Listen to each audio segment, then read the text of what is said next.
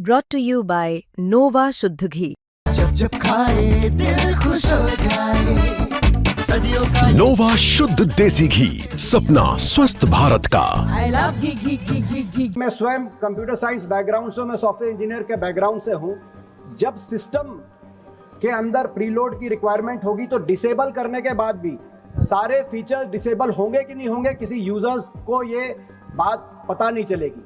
तो कहीं ना कहीं ये जो एक अधिकार है निजता का, उस पर कोई बड़ा प्रहार तो नहीं है। हमारा कोई हट नहीं, इसकी सफलता का प्रयोग जनता के आधार पर हुआ है। फीडबैक हमें मिलेगा, उस फीडबैक के आधार पर अगर उस ऑर्डर में भी हम लोगों को कोई चेंज लाना है, उसके लिए भी हम लोग तैयार हैं। दूरसंचार सेवाओं में एक सरकार का संचार सारथी ऐप को प्रीलोड की अनिवार्यता को लेकर एक आदेश कल देश के सामने आया है। उसके बाद मंत्री महोदय ने उस पर स्पष्टीकरण कुछ दिया है कि वो ऐप प्रीलोड किया जाएगा, लेकिन बाद में आप उसको डिसेबल कर सकते हैं। वो चॉइस यूजर्स को देने की आपका एक स्पष्टीकरण आया। लेकिन क्योंकि मैं स्वयं कंप्यूटर साइंस बैकग्राउंड से, मैं सॉफ्टवेयर इंजीनियर के बैकग्राउंड से हूं, जब सिस्टम के अंदर प्रीलोड की रिक्वायरमेंट होगी तो डिसेबल करने के बाद भी सारे फीचर्स डिसेबल होंगे कि नहीं होंगे, किसी यूजर्स को ये बात पता नहीं चलेगी। तो कहीं ना कहीं ये जो एक अधिकार है निजता का, उस पर कोई बड़ा प्रहार तो नहीं है। कहीं ये जो स्नूपिंग के प्रश्न उठ रहे हैं पूरे देश में, इसको लेकर सिविल राइट्स एक्टिविस्ट से, कंप्यूटर साइंस एक्सपर्ट से, उनको लेकर मंत्री महोदय क्या कुछ कहना चाहेंगे? मैं दीपेन जी को उनके प्रश्न के लिए मैं धन्यवाद अर्पित करना चाहता हूं कि उनके प्रश्न के द्वारा सदन के पटल पर और देश की जनता के समक्ष में सारे तथ्य रखना चाहता हूं। सर,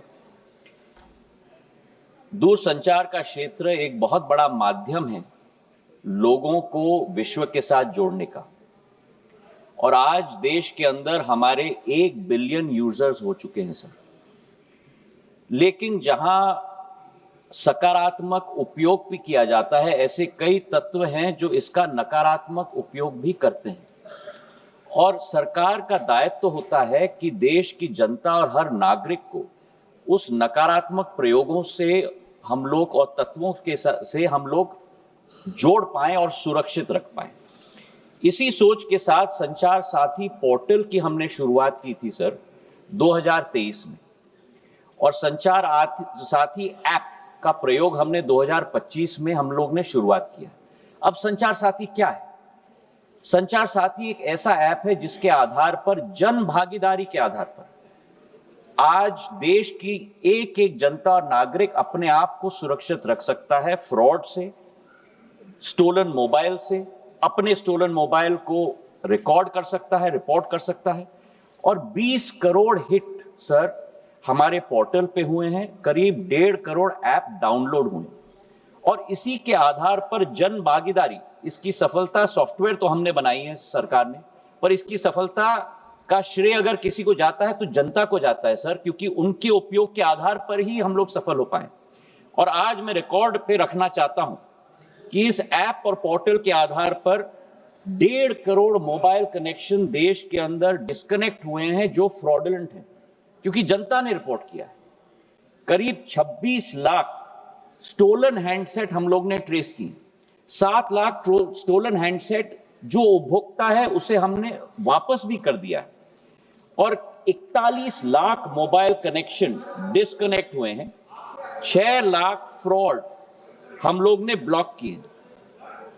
इसी के आधार पर हम लोग ने ये कोशिश की कि हम लोग हर एक नागरिक को वो चॉइस दें, क्योंकि ऐप फोन पे है, इसका मतलब नहीं है कि वो ऑटोमेटिकली ऑपरेट हो जाएगा।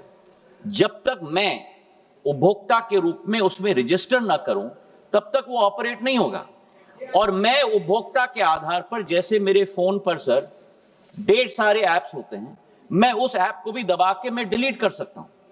तो ये लोकतंत्र में पूर्ण हक और अधिकार नागरिक का है सर।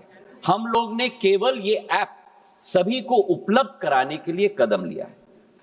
लेकिन फिर भी मैं सदन के पटल पे भी कहना चाहता हूं, हमारा कोई हट नहीं, इसकी सफलता का प्रयोग जनता के आधार पर हुआ है। फीडबैक हमें मिलेगा, उस फीडबैक के आधार पर अगर उस ऑर्डर में भी हम लोगों को कोई चेंज लाना है, उसके लिए भी हम लोग तैयार हैं। ये मैं अवश्य कहना चाहता हूं कि इस ऐप के आधार पर न स्नूपिंग संभव है, न स्नूपिंग होगा। प्रधानमंत्री नरेंद्र मोदी जी की सरकार देश की जनता के हाथों में अधिकार देना चाहती है ताकि वे अपने आप को सुरक्षित रख पाए।